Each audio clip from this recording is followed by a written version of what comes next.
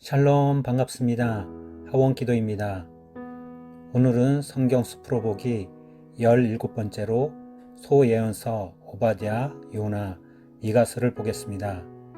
짧은 말로 옵욤미라고 합니다. 제목은 예언, 심판, 그리고 하나님의 사랑입니다. 오늘 볼 선지자들은 독특한 면이 있습니다. 자신이 속한 나라에 대한 예언하는 것이 아니라 이웃 나라에 대해 예언을 하거나 남유다, 북이스라엘에 대해 동시에 예언합니다. 보통은 자기가 속한 나라에 대해 예언했습니다. 하나님은 이렇게 선지자들을 다양하게 선택해서 사용하십니다. 한번 살펴보겠습니다. 먼저 오바댜입니다. 책기름의 뜻은 오바댜는 여호와를 예배하는 자라는 뜻입니다. 저자는 오바댜입니다. 책을 쓴 시기는 기원전 850년경입니다. 이 책은 오바댜 선지자의 예언과 설교를 담은 책입니다. 등장인물은 오바댜, 에서, 에돔 족속입니다. 오바댜의 예언은 매우 특별합니다. 다른 선지자들은 이스라엘이나 유대를 향해 하나님의 뜻을 전했는데 오바댜는 이웃나라인 에돔을 향해 예언했습니다. 에돔 족속은 야곱이 쌍둥이 형인 에서의 후손입니다. 야곱이 죽 한 그릇으로 형의 자리를 샀다는 것은 창세기에서 배웠습니다. 야곱은 약삭 빠르게 에서가 받을 맏아들의 권리와 축복을 가르쳤습니다. 그 뒤로 야곱의 후손인 이스라엘 백성과 에서의 후손인 에돔은 계속해서 사이가 좋지 않았습니다. 원래 에서와 야곱은 태어나기 전부터 어머니 뱃속에서 다투었다고 합니다. 리브가가 임신했을 때 배가 너무 아파서 하나님께 기도했습니다. 그랬더니 하나님께서 놀라운 말씀을 하셨습니다. 내 뱃속에 두 민족이 있다. 장차 형이 동생을 섬길 것이다. 에서와 야곱은 쌍둥이였는데도 생김새나 성격 모두 달랐습니다. 에서는 사냥과 같이 밖에서 활동하는 일을 좋아했고 야곱은 차분한 성격이었습니다. 어느 날 에서가 사냥을 나갔다가 몹시 지치고 굶주려 돌아왔습니다. 그때 마침 야곱이 죽을 끓이고 있었고 죽을 달라는 에서에게 야곱은 형의 자리를 팔라고 했습니다. 형의 자리는 곧 맏아들의 상속권을 뜻합니다. 그 상속권은 아버지 이삭의 축복기도 없이는 아무 소용이 없는 것입니다. 그래서 에서는 별 생각 없이 야곱에게 죽 한 그릇에 맏아들의 권리를 팔았습니다. 시간이 흘러 이삭이 그 축복기도를 해줄 때가 되었습니다. 야곱은 에서의 옷을 입고 팔에 양의 털을 붙여 형처럼 꾸민 다음 에서가 사냥을 나간 사이에 늙어서 눈이 잘 안 보이는 아버지의 축복기도를 몰래 받았습니다. 사냥에서 돌아온 에서는 그제서야 자신이 축복을 빼앗긴 것을 알았습니다. 그러나 이미 주어진 축복은 되돌릴 수 없었습니다. 에서는 동생을 원망하며 고향을 떠나 이방인들 사이에서 살아갔습니다. 그 후손이 바로 에돔 족속입니다. 에돔 족속도 선조인 에서가 야곱을 미워했듯이 야곱의 후손인 이스라엘 민족을 미워했습니다. 오바댜는 에돔이 멸망할 것이라고 예언했습니다. 에돔이 형제와 같은 이스라엘을 돕지 않고 오히려 괴롭히는 데 앞장섰기 때문입니다. 에돔은 오바댜의 예언대로 AD 70년에 로마에 의해 완전히 멸망당했습니다. 다음은 요나서입니다. 책은 요나 선지자의 이름을 딴 것입니다.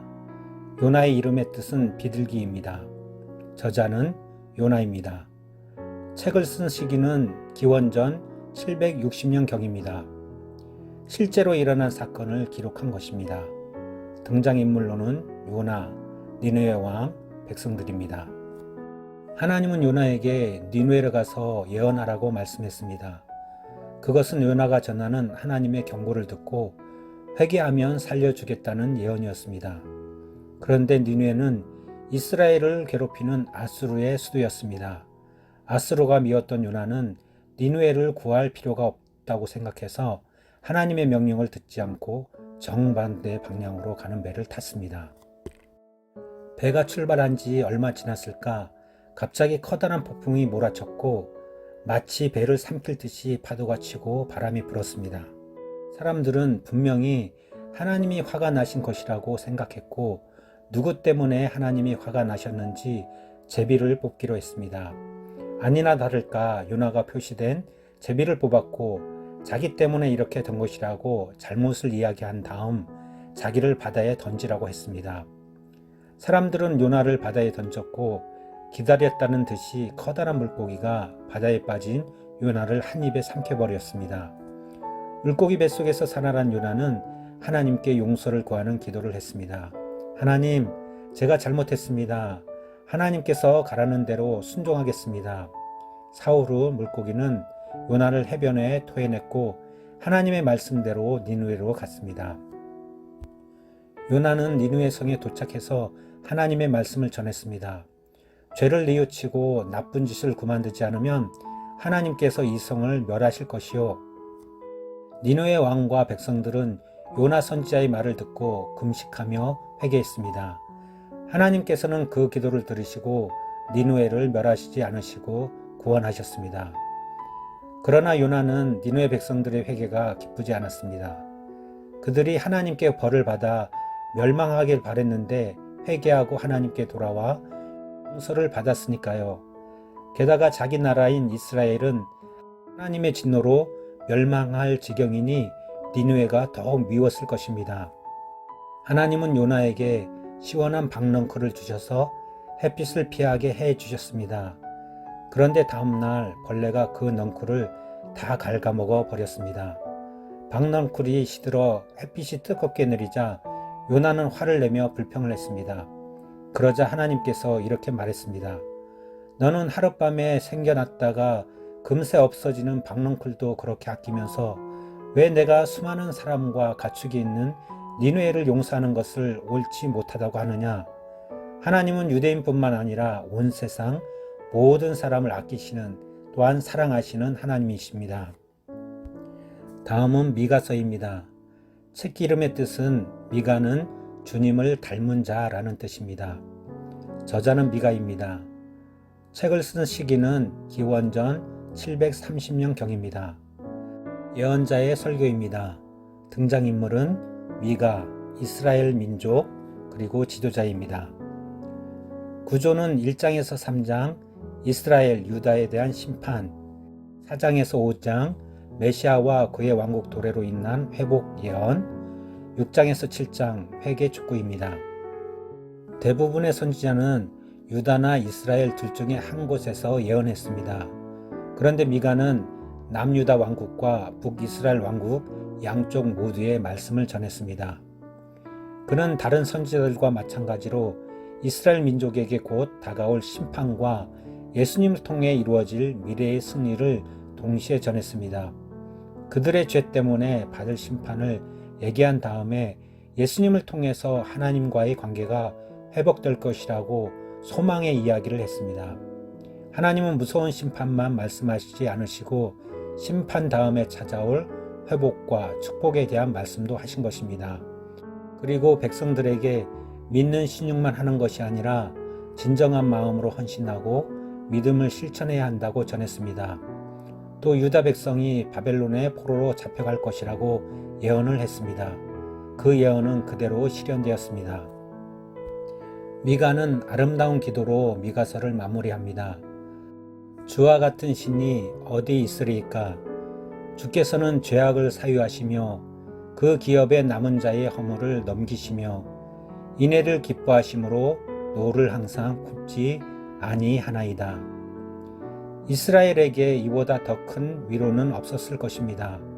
이 기도는 오늘날 우리에게도 큰 위로가 됩니다. 오늘 이야기 가운데서 발견할 수 있는 것은 하나님은 이스라엘뿐만 아니라 모든 이방 나라도 사랑하시는 분이라는 것을 알 수 있습니다. 사랑의 마음으로 모든 민족을 품으십니다. 하나님은 모든 인류를 사랑하십니다. 하나님의 가장 큰 사랑의 표현은 구원입니다. 하나님은 이 세상 모든 사람이 구원받기 원하십니다. 모든 인류를 구원하시기 위해 외아들 예수를 이 세상에 보내셨습니다. 그 예수만 믿으면 구원받을 수 있게 하신 것입니다.